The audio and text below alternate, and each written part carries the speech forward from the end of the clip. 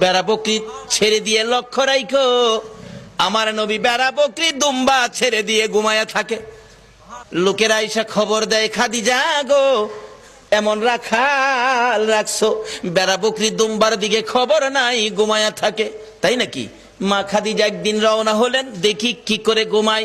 যাইয়া দেখে বেড়া বকরি দুম্বা ছেড়ে দিয়ে আমার আপনার নবী ঘুমিয়েছে।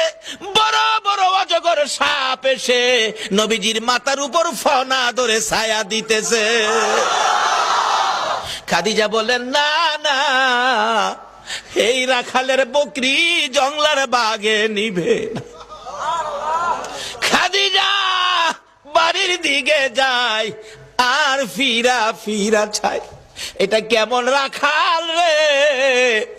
এই রাখাল তো সাধারণ কোনো মানুষ নয়। খাদিজা চিনে ফেলেছে।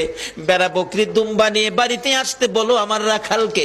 আমার নবী দুপুর বেলায় বেড়া বকরি দুম্বা নিয়ে বাড়িতে রওনা হলে খাদিজা বাংলা রুমে বসে বসে দেখে, এটা কেমন রাখাল রে?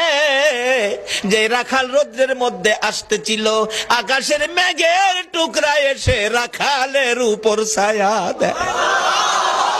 খাদিজা বলেন, মাবুদ মাবুদ রে, এটা কেমন রাখাল আমার বাড়িতে?